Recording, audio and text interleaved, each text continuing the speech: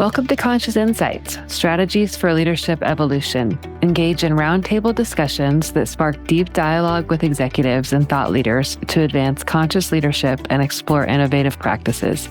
Join us and gain insights that will elevate your leadership journey. All right. Hello, everyone, and welcome to another episode of Conscious Insights. I'm excited, as I always am, for these conversations because I love the people that I invite onto the show. But today I'm joined with Janine Vanderburg and Megan Flanagan, and I'll talk about them in just a moment. But we're going to talk about generational stereotypes and why we don't love them, how we might see things differently, how we might see it alike. But really the essence is that we're leading humans and not generations. And we want to talk about this across the decades. And what makes this really unique is that we are all technically in different generations. So 20 years separates each of us. And so we're in different generations. I would say, Megan and I have talked about this before, but she and I are in shoulder generations. So we feel like we're in two generations. So maybe we've got 5 or 6 generations on the phone right now. Janine might say something different. But let me introduce you guys, and then let's get started on this fun conversation. So, both of you, I know outside of this podcast, and I know you both somewhat well, and I think you're amazing humans. And so, Janine, you are currently the CEO of Encore Roadmap. You're a three-time entrepreneur. She's a nationally recognized expert on ageism and age inclusion, and speaks and writes frequently about the business case for intergenerational teams and how to make them work. She's the host of the upcoming podcast and Substack series, Build Your Own Boat, Stories of Women in Midlife and Beyond who have started new entrepreneurial ventures. Janine, welcome.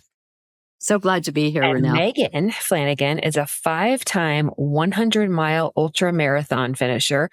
I can barely breathe after saying that. An ICF certified coach and a senior director of partnerships at Eden Health. She's the founder of Strong Runner Chicks, a decade-long member women's endurance community, and the host of the Evolve Your Path podcast, which explores nonlinear career paths and sustainable high performance.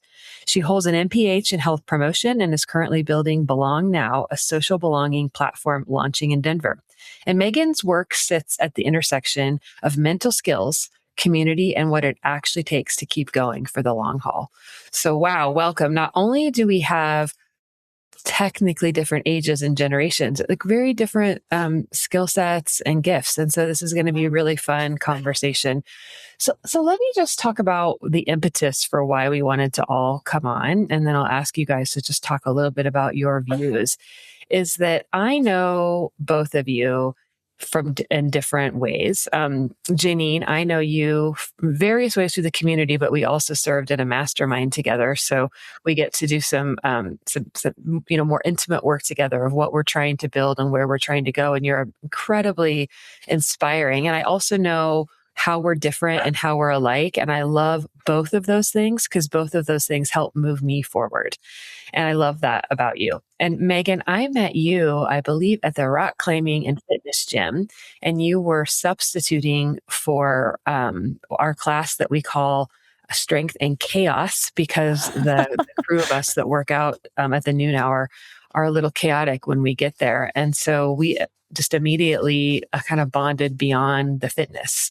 So welcome you both. And I've had different conversations with you about generations, but let's just drop right in. And Janine, why don't we start with you? Give me your view on intergenerational things that are happening and in the workplace. And I mean, I know you have a stance on this, so let's just start right there.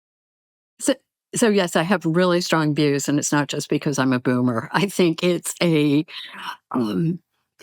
one of the things that I think many employers are missing out on is the real strength of intergenerational workplaces. And that's what I talk a lot about.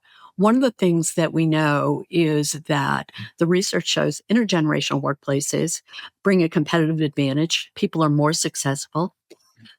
And the other thing we know is both younger and older people both want that. So there's this sort of mythology out there that if you have different ages in the workplace, there's going to be all this generational conflict.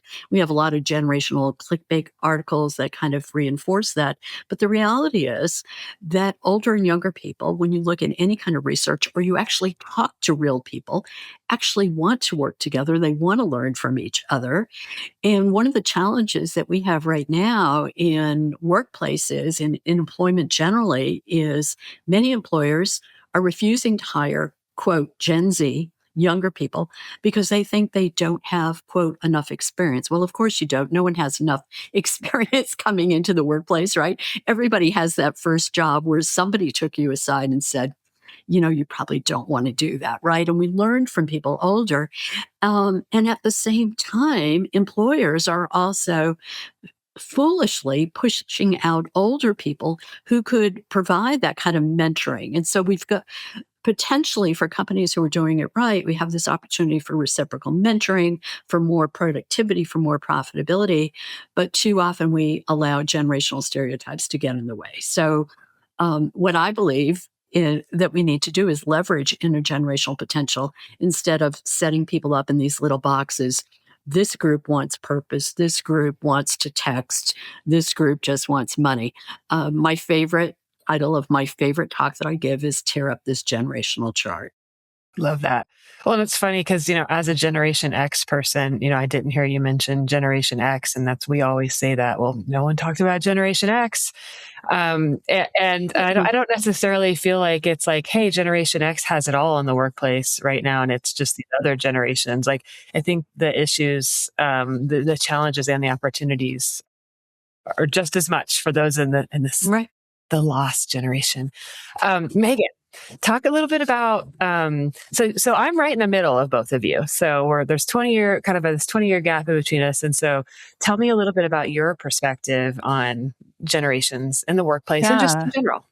definitely. I think it's quite interesting. So, at face value, this generational chart is almost reminding me of a horoscope or a personality test where we all want to put people in boxes. And I think what we really need to ask ourselves is why? What is the why behind? So, if we say, for instance, Gen Zs aren't as motivated as maybe I used to be in my time, when I was, say, 25, I think I have to ask myself, even in that position, of why am I thinking that? Or why might that be that they perhaps value work advancement less or more than perhaps we did 40 years ago in that same position? So I always think more behind the why of the person and the behavior that you're witnessing. And of course, there's the N of one. So if you're seeing one person or you're managing one person who's a millennial, you can't make all of these assumptions about millennials based upon that. And I think Janine does a great job of explaining that. But I do witness that there are changes, as I would say. I'm a millennial, a young millennial, like more that zillennial. Um, so I'm at that cutoff point where I really have witnessed that, there are certain things that I sometimes, for instance, motivation at work or the desire to climb a ladder. I think we've realized the ladder is broken to some extent, or at least in my experience, it seems to be. And so I can understand why maybe there's less of a desire to climb a ladder, more desire for freedom, flexibility, time outside of work is because we see so many people climbing the ladder and then feeling unfulfilled, or perhaps my parents' generation, for instance. So there's just a lot more to explore, and I'm excited to dive into that with you all today. I love that. And, I think about like when I came into the workplace and I worked in corporate for 13 years and I had just very similar things happen of like, I'm just the meaning that I need that I want out of life isn't working for me here. And so I started my business like 13 years in. So I was in my, I don't know, early 30s. And it wasn't that I didn't want to be in the workplace. That had nothing to do with it. It had these different things. And no, I don't know that anyone was talking about Gen X needing these things in their work. Like that was partly of just maybe it's the world changing. Maybe it's my personality. But there is something, we all read this article that Janine wrote, and I'll put it in the notes. But you had a study from McKinsey Global in their 2023 Global Workforce Survey, and Right. said that across all generations, we share the same priorities. And I'm going to list them, and then I just want us all to talk about if that's true or not for you, because we've got a couple different generations here. The priorities, they might have been in different orders. So you might want to tell me how important those feel to you or what you think. Fair compensation, meaningful work, career development opportunities, flexibility, and caring leadership. All generations want those, maybe in different orders. But how do you guys respond to that when you hear that? So to me, it just makes sense. And I personally have never encountered anyone in any kind of work situation who said, no, I don't want fair compensation, regardless of age. No, I don't care about whether my work has meaning or not. I just want to show up and do nothing. I mean, when you think about it, it seems so logical. So and this was a huge global sample, right? So it wasn't just, sample size of 400 people. This is global, thousands and thousands of people across. Flexibility for me, Renelle, when you shared your origin story of starting your business, and I'm feeling this is something all three of us have in common. So this isn't about generations. It is about life stage. I started my consulting firm when I was in my mid 30s. I had my oldest daughter, and I realized, work the way it's traditionally structured doesn't work for women of young children. I'm going to start my own thing. You started your own thing. Megan has started her own thing. What we have in common is not, quote, a generational label, but what we have in common is at some point, each of us in our 30s said, the way work works doesn't work for women. So I think that what I've come to discover is opposed to age or generation, what makes a difference is what life stage you're at. Are you at, I want to do something different? What interest we have? You talked about our values, Renelle. I think values are really, really important in doing that. All of those are much more important than some generational label. And Megan, one of my taglines, so I love that you said it, is, putting people in generational buckets is as valid as putting them in horoscope buckets in the workforce. Lovely, maybe fun, but means absolutely nothing. So I want to know if anybody didn't care on this call about meaningful work or flexibility. Yeah. Well, No, how do you respond to that list? so I think this is interesting. For instance, number one, fair compensation. I would argue that I think we have just changed what fair compensation is today. I used to think $100,000 and I have made it. Like, wow, that was the goal, making six figures. And now I see people pointing to Gen Z wants six figures right out of school. I'm like, yeah, because six figures is required to live in certain cities in the US, like Denver's an expensive city or San Francisco. Right. And when we look at the purchasing power of what compensation is, I think that it's just changed over time. Or for instance, Janine, you might have not had remote work on the table in terms of flexible work options, but now we have 5 days a week remote. Oh, I could do that. Like, I think the conversation has just shifted, and maybe what 20, 30, 40 years ago looked like in terms of fair compensation, in terms of work-life balance, just looks a little bit different in the workplace today. And so it's more about shifting how workplaces accommodate that, like making sure that wages are fair in the stage that we're in versus where we were even just 5 years back.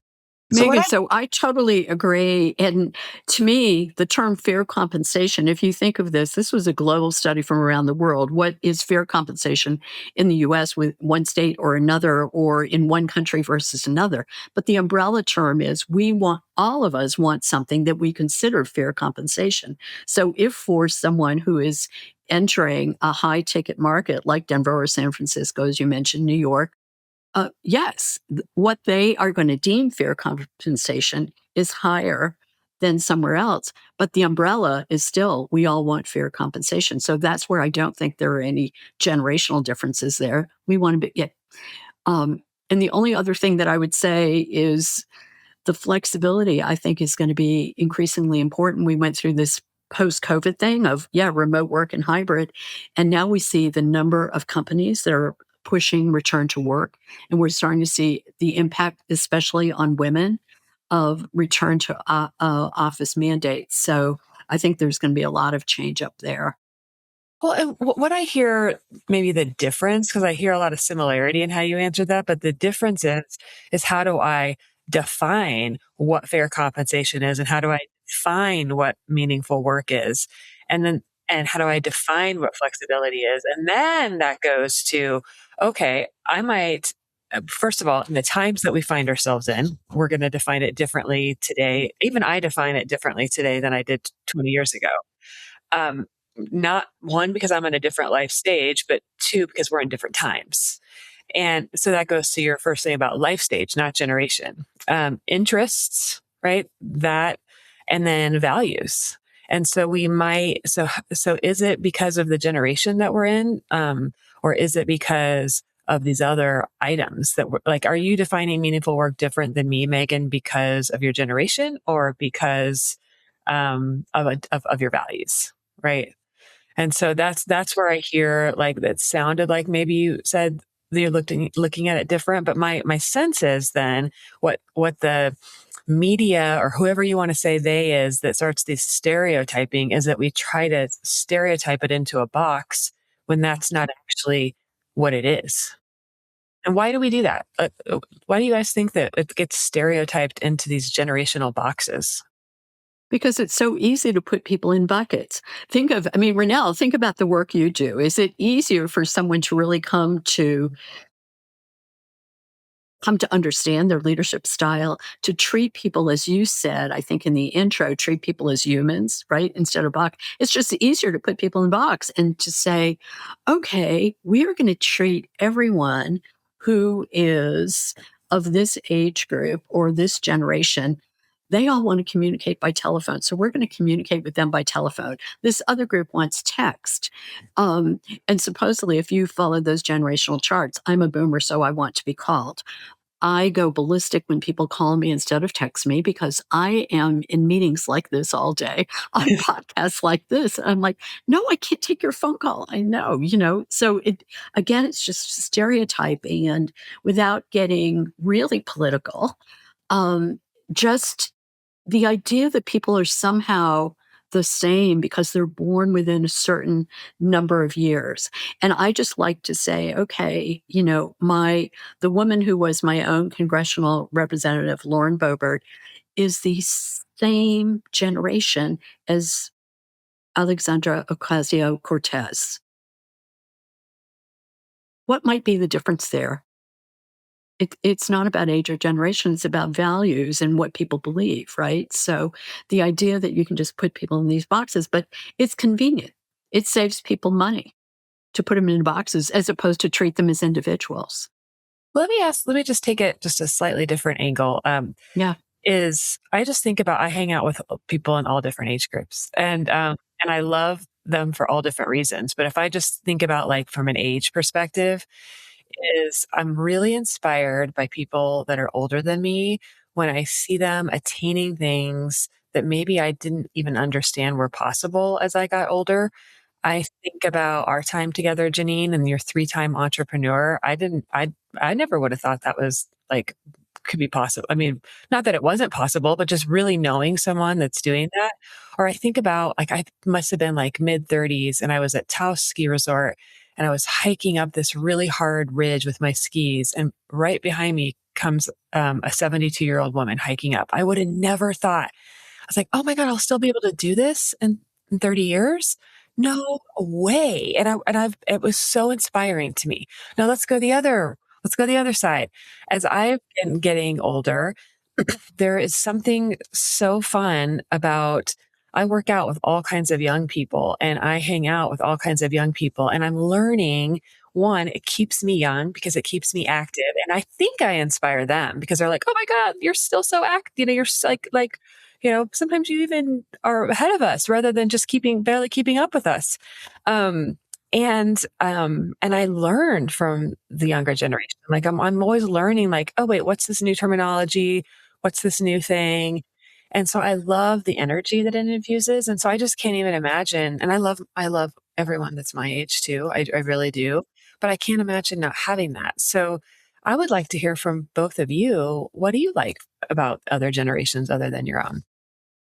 Megan, you want to go What a first? fun question. Yeah. I mean, I think that starting with like a little bit of the younger generation, I think this whole idea of just um, not that everyone's rejecting school, but we're seeing maybe less and less people just go down one set path for themselves out of high school or graduation, becoming content creators, getting on stages. Like the audacity is amazing to me. And I mean that in the most respectful way. It's incredible just to see some 20-year-olds like starting businesses very early and young.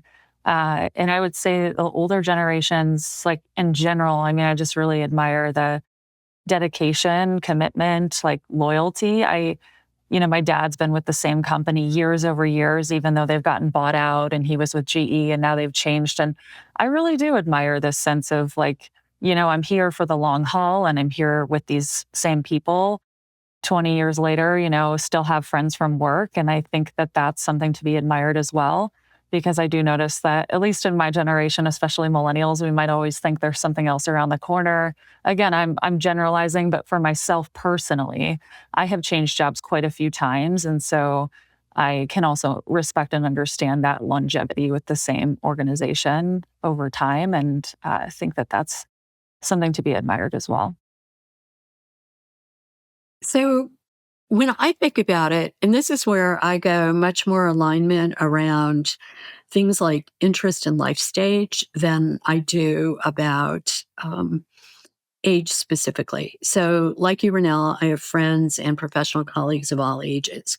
And I love both my younger and older colleagues who are in the fight to end ageism. We're activists. We, take no quarter when it comes to workplace age discrimination. And we fight together really hard for it because we know that both, and especially women, both older women and younger women face workplace age discrimination. That's real.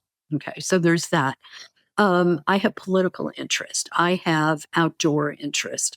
I have creative interest. And in all of those, I am learning from people of all ages. There was this one woman who's been involved in the rural community I live in. She is an artist and she makes signs for protest.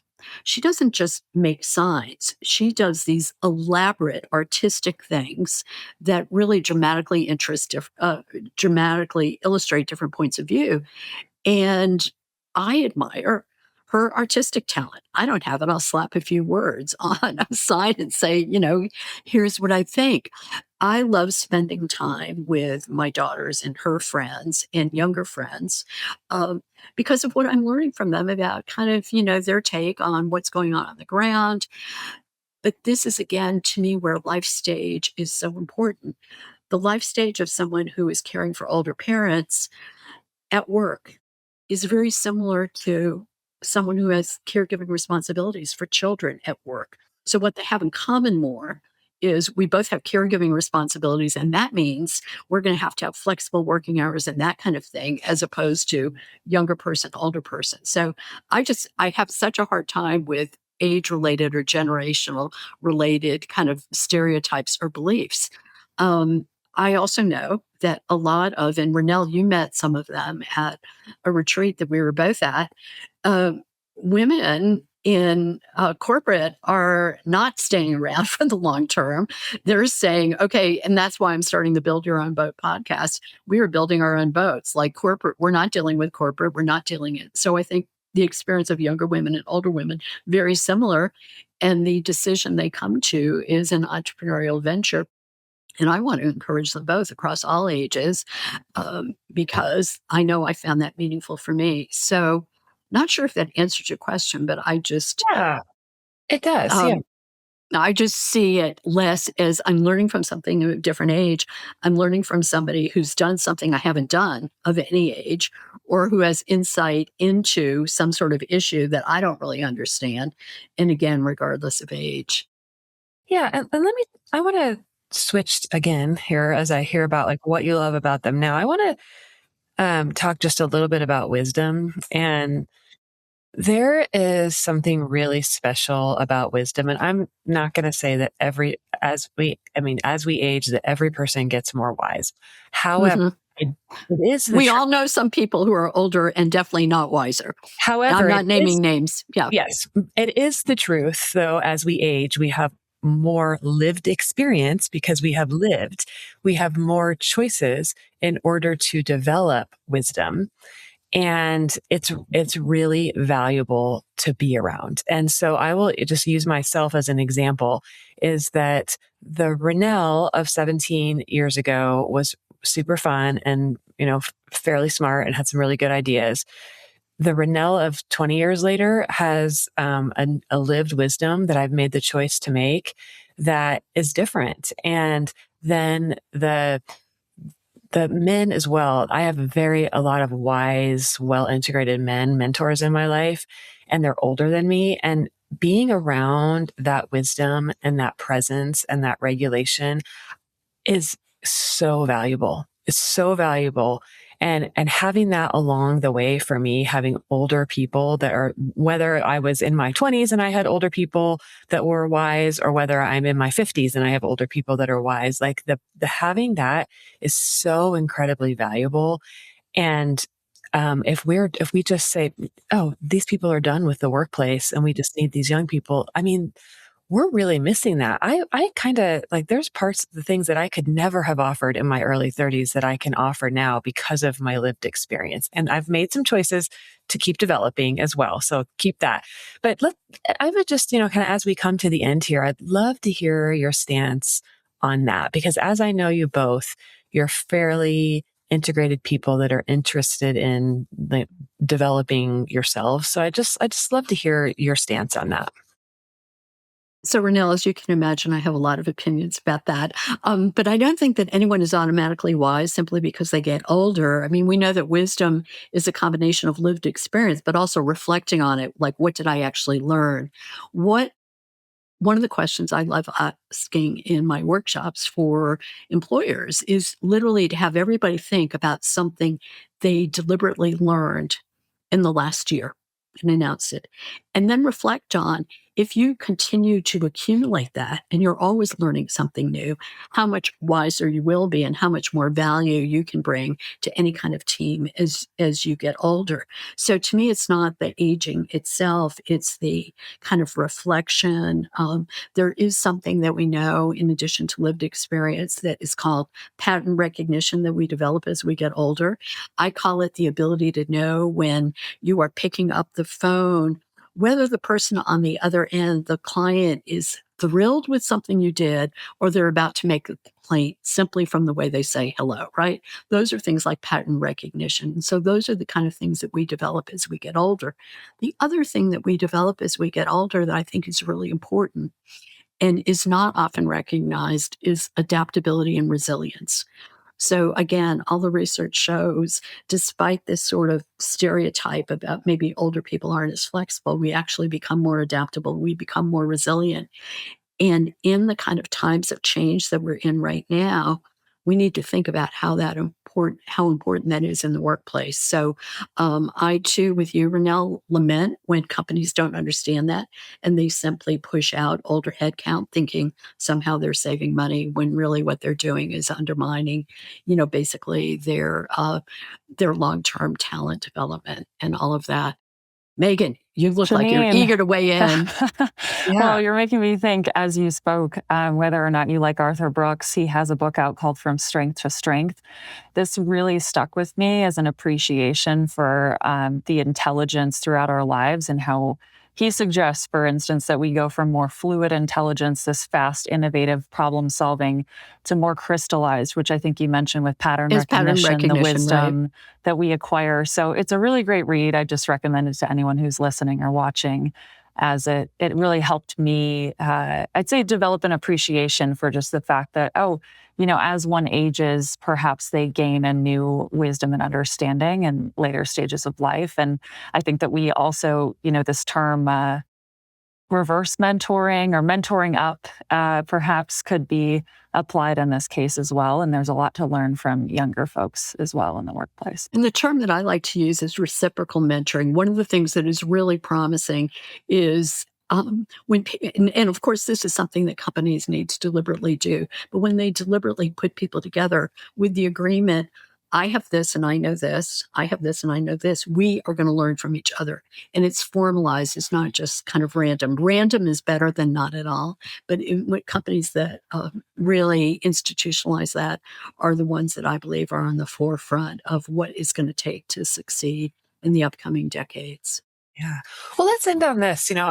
I'll start, but kind of this is the one nugget to leave because we're all on the stance that we want to see it more intergenerational. I will tell you my nugget is that for my work, so I do vertical development work or conscious leadership development, both with individual leaders, teams, and organizations. And I will tell you that it's not necessarily anyone's age or gender, though we do know that women are able to become conscious leaders faster from a development standpoint, or just generally waking up faster in the complexity. But what I do see is that it is the willingness to open up your heart a little bit more and to really do that together that produces the most power. And I have young executive clients, and then they work with their teams, and I have older executive clients. And it is so powerful when somebody does that deeper work to develop their consciousness, their creative gifts, and then bring in others. It lifts, speaking of boats, it lifts all the boats. It lifts the whole boat, and everyone's happiness, flourishing, all of those rise, as well as the business outcomes. And so to me, it's a no-brainer that we need intergenerational workplaces. Nuggets. Absolutely. We'll say goodbye. So mine would be this, and there are 3 questions that I always encourage in my workshops with employers about intergenerational teams.